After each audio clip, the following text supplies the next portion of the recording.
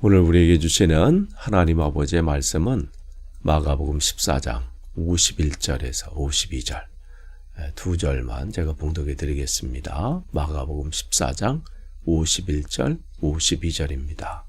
그런데 어떤 젊은이가 맨몸에 홑이불을 두르고 예수를 따라가고 있었다. 그들이 그를 잡으려고 하니 그는 홑이불을 버리고 맨몸으로 달아났다.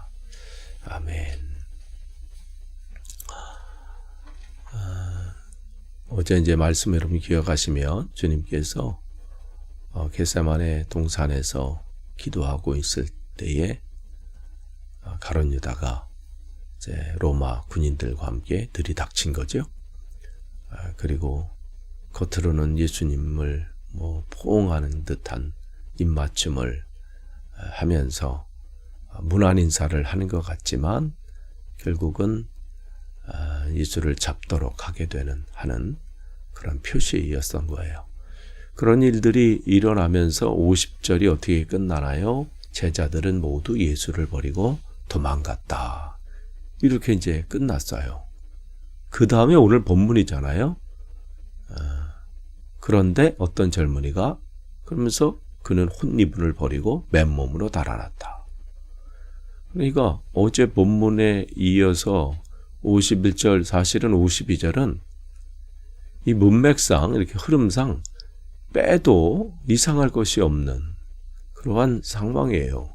그런데 생뚱맞게 그냥 모두가 예수를 버리고 도망하니라 이렇게 끝나면 문제 없어요. 갑자기 한 젊은이가 이름도 없고 근데 그 사람이 홑이불을 두르고 예수를 따라가고 있다가 잡으려고 하니 맨몸으로 달아났다. 이어지는 상황은 이제 예수를 이제 잡아서 가는데 이 젊은이가 급하게 이 소식을 듣고 예수가 잡혔습니다. 잠결에 이제 덮고 있던 그냥 이불을 덮고 그냥 그만 두르고 어떻게 된 일인가 이제 간 거죠. 쫓아가다가 이제 그들도 이 사람도 너 예수 한 패냐 하고 그런 이제 잡으려고 할 때 이제 그가 그 이불을 벗었는데 이제 그 속에 이제 알몸이 된 거죠. 그렇게 해서 이제 도망갔다. 그런 이제 상황인데 이름도 모르고 지금 성도 모르고. 근데 지금 이 두 절이 누굴 얘기하는 거예요? 지금 이 마가복음의 저자인 마가의 얘기입니다. 그러니까 마가는 자기의 신앙이 얼마나 연약한지를 여기에 드러내면서 하나님의 은혜가 아니고서는 설 수 없는 존재임을 고백하는 거예요. 근데 이건 마가의 고백이기도 하지만 사실은 우리들의 고백이죠. 우리들이 얼마나 주님 앞에 이 정도면 됐다라고 생각할 때도 있고 다른 사람은 몰라도 나는 끝까지 주님 앞에 가는 그날까지 나는 이 길을 걸어갈 것이고 흔들리지 않을 것이고 다른 사람을 권면하고 위로하고 격려는 할지 몰라도 내가 그런 일은 없어. 이렇게 호언 장담 그런 경우가 왜 없어요? 있지요. 이 정도면 내가 지금 이 정도까지 이렇게 했는데 마가를 살펴보면요 대단한 그러한 이제 배경이나 신앙의 그 가정 또 주변이 이 신앙의 길을 잘 갈 수밖에 없는 그런 분위기잖아요. 그가 이제 예수님의 마지막 6월절 만찬을 드시고 또 제자들의 발을 또 씻기시고 그렇게 해서 6월절 그 시간 예수님이 거처할 수 있는 그 장소가 어디예요? 마가가 살았던 그 집이에요. 그러니까 마가의 부모님의 집이죠. 그리고 예수님이 승천하신 후에 이 제자들을 비롯해서 120명의 제자들이 성령을 기다리면서 했던 그 마가의 다락방도, 마가의 다락방 하니까 무슨 예전 다락을 생각하시면 안 돼요. 120명 정도가 머물 수 있는 그야말로 큰 저택의 2층의 어떤 홀이에요. 작은 건 아니죠. 그러니까 제가 이스라엘 이렇게 갔을 때 이 다락방이라고 해서 조그만 무슨 다락방 생각했는데 그렇지 않아요. 어마어마하게 큰 홀이에요. 그러니까 그런 곳에, 그러니까 그 정도의 이 부모님이나 또 나중에 이 마가도 굉장한 이 무역으로 인해서 큰 무역상이 되고요. 그러니까 경제적으로 문제가 없는 이 사람조차도, 이 마가조차도 모국어인 히브리어뿐만 아니라 헬라어조차도 뭐 모국어처럼 사용하고 또한 한두 개 정도 또 외국어를 더 한다라는 기록이 또 있습니다. 그러니까 또한 그가 늘 어릴 때부터 또 이 주변에 있던 또 사람들이 누구예요? 늘 보던 사람이 예수님의 제자들이에요. 뭐 베드로, 야고보, 요한이 또 있고, 또 그의 큰아버지가 바나바예요. 그리고 바울과도 또 교제가 있었고, 나중에는 베드로와 함께 또 이 신앙의 여정을 또 가기도 하잖아요. 그러니까 그냥 어떤 겉모습의 어떤 배경이나 이런 상황을 보면 뭐 부러울 만한 그러한 모습이죠. 또 그는 어려서 또 큰 아버지를 따라서 바울과 함께 바울의 1차 전도 여행에 따라 나섰던 사람이에요. 그래서 안디옥 교회에서 파송을 받아서 또 큰아버지의 고향인 쿠브로, 지금은 이제 키프로스죠. 쿠브로 섬을 방문해서 또 복음을 또 전하는 데 함께하고, 그렇게 됐다가 근데 그가 이제 지금의 터키 땅이죠. 그 버가 사도행전 13장 13절에 보면 거기 딱 도착했는데 거기서부터가 이제 가파른 언덕이고 험한 산악 지역이에요. 그러니까 그것을 딱 보고 나는 못하겠다.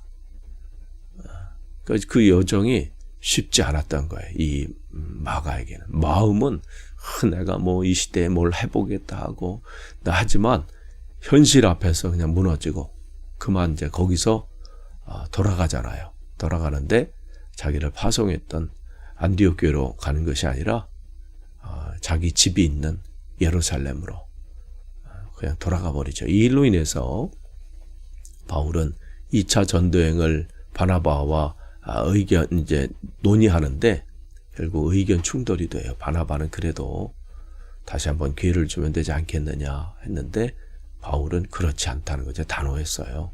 그래서 결국 바울은 실라와 함께 또 이 여정을 떠나게 되고 바나바는 다시 이제 마가와 함께 그 여정을 떠나게 됩니다. 물론 이제 나중에 바울과 마가가 관계가 회복이 되고 또 힘있게도 그 사명을 또 감당하는 또 그들은 나중에 일어나긴 하지요. 어쨌든 이 마가가 자기의 신앙을 지금 되돌아보면서 남들이 볼 때는 다른 사람 몰라도 저 사람은 흔들리지 않고 뭐 아무 문제 없이 또 그렇게 살아왔고 뭐 그런 이제 모습처럼 보이지만 지금 마가는 사실 이 부분은 숨겨도 되는 거예요. 이게 자기가 지금 기록하고 있는 거잖아요. 마가가 왜 쓸 말이 왜 없겠어요. 자기 입장에서 또 자기를 드러내고자 한다면 나는 이런 사람이다. 우리 집은 이런 가정이고 나는 어려서부터 이랬고 뭐 그렇게 할 수 있겠지만 마가는 지금 자기의 부끄러운 과거를 여기다 고백하면서 내가 한때 처음 시작할 때 한때는 정말 주님의 십자가를 어떠한 상황이 있어도 따를 것이다 다짐하고 각오하고 다른 사람은 몰라도 나는 주님을 끝까지 따라갈 거다. 그렇게 다짐하고 그렇게 했지만 막상 그 상황이 오니까 자기가 알몸이 돼서 도망갈 정도로 나는 이러한 부끄러운 과거가 있습니다. 그걸 고백하는 것이죠. 이 고백하면서 뭘 하나님 앞에 간구하는 거예요. 주님, 나의 연약함이 이렇습니다. 내가 이렇게 부족합니다. 내가 이렇게 형편이 없습니다. 그러니 나를 홀로 놔두지 마시고 붙잡아 주십시오.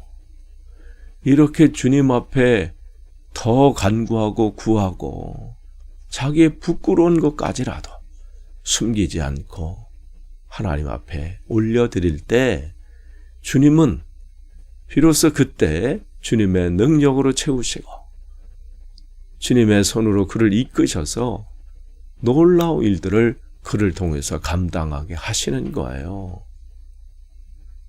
이 마가의 그 삶의 모습이 어땠나요? 끝까지 그의 복음을 전하는 데 앞장을 섰고요. 결국은 지금 이집트죠. 이집트 알렉산드리아에서 순교를 당합니다. 거의 이틀 동안 목에 이제 밧줄이 묶여서 말에 막 끌려다니면서 비참하게 최후를 맞이하게 돼요. 그런 시신을 거기에 와 있던 베니스 상인들이 그 시신을 수습해가지고 자기들의 고향으로 베니스로 그 시신을 가져가게 되지요. 그래서 거기서 그 마가를 위해서 기념교회를 세워요. 그게 산 마르코 성당이에요. 그 베니스 거기 이제 광장 앞에 있잖아요. 그러니까 이 마가는 자기 부끄러운 과거를 숨길 수도 있어. 그냥 포장해서 나는 이런 사람이야 할 수도 있지만 하나님 앞에 숨길 수가 없는 거예요. 자기가 이러한 형편없던 사람이었다. 그러면서 우리에게 지금 격려하는 거예요. 당신이 지금 낙심하고 또 부끄러운 과거가 있다 할지라도 신앙이 지금 흔들리고 뭐 해도 그것 때문에 염려하거나 절망하거나 낙심하지 마십시오. 나도 한때는 그런 사람이었습니다. 그러나 그 고백을 하고 주님의 은혜를 구할 때 주님께서 나의 손을 붙잡아 주시고 감당할 수 있는 힘을 주시고 마침내 승리하게 하셨습니다. 그렇게 고백을 하는 것이죠. 여러분, 우리 안에 대단한 믿음을 소유한 사람이 누가 있겠습니까? 남들이 그렇게 봐주는 거죠. 근데 우리가 우리 자신을 잘 알잖아요. 우리는 자꾸만 포장하려고 남들이 시선을 하는데 그 중요하지 않아요. 주님 우리의 중심을 보시기 때문에 그냥 연약한 모습도 고백하는 거예요. 주님, 남들이 나를 과대 포장할 수도 있고 남들 눈에는 대단한 사람처럼 보일 수 있지만 그것 때문에 우쭐할 것도 없고 그것이 나를 말해주는 게 아니잖아요. 내가 나를 알잖아. 그러니까 겸손히 주님, 나는 부끄러운 존재입니다. 나는 연약한 존재입니다. 나는 주님의 은혜가 아니고서는 주님께서 나를 붙잡아 주시지 않고서는 나는 주님 앞에 온전히 한 걸음 한 걸음 더 나아가는데 벅찬 사람입니다. 아니 감당할 수 없는 존재입니다. 그러니 내 손을 놓지 마시고 나를 붙잡아 주십시오. 오늘도 그렇게 한 걸음 한 걸음 주님의 은혜를 구하면서 나아가시는 복된 하루 되시기를 축복합니다. 기도하겠습니다. 하나님 감사합니다. 마가의 고백처럼 우리도 연약한 존재입니다. 주님의 은혜가 아니고서는 한순간도 설 수 없는 존재입니다. 그래서 그것 때문에 넘어지는 나의 모습을 보고 또 절망합니다. 그것 때문에 또 스스로 실망합니다. 그러나 주님께서 우리를 홀로 놔두지 아니하시고 붙잡아 주시고 일으켜 주실 것을 믿습니다. 주님, 나의 연약함도 주님 앞에 고백하오니 하나님 우리를 받아주시고 주님의 능력의 손으로 온전히 세워 주옵소서. 예수님의 이름으로 기도합니다. 아멘.